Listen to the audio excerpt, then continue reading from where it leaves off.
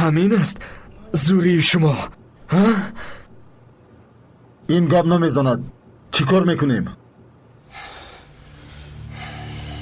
به دیگرش میگذاریم. شاید وای گپ زند.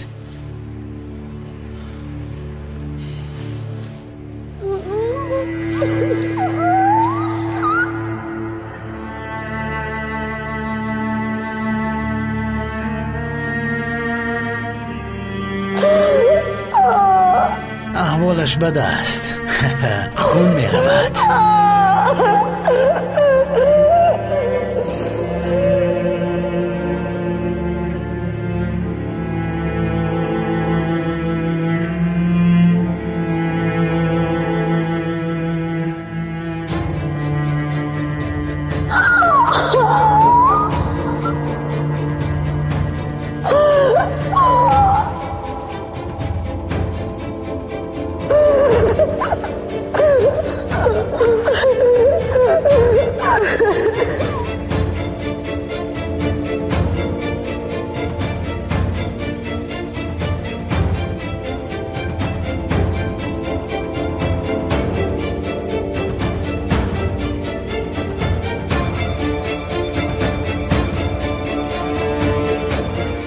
خوب ما هم در همین جا کار میکنیم. کو یک دو تا زن چی میشود؟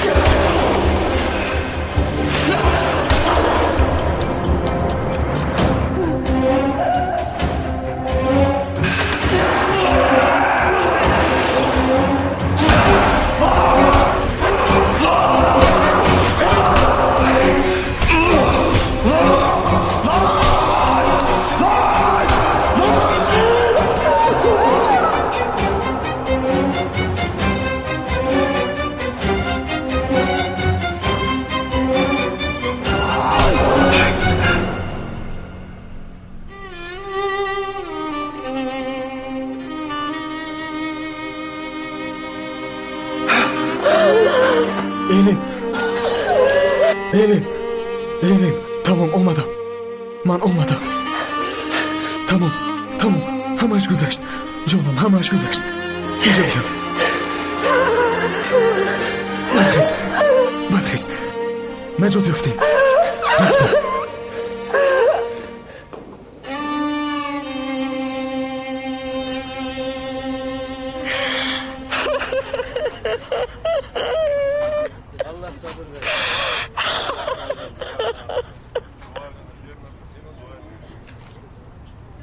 اگر حجت‌های خانه نمک حالا هم در دست عرفان باشد او را آرام نمیگذارند.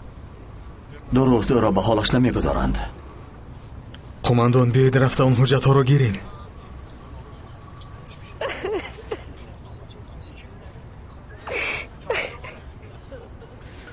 امک جان، همدردی مرا قبول کنید. جایش جنت شود. دوستان زنده باشند.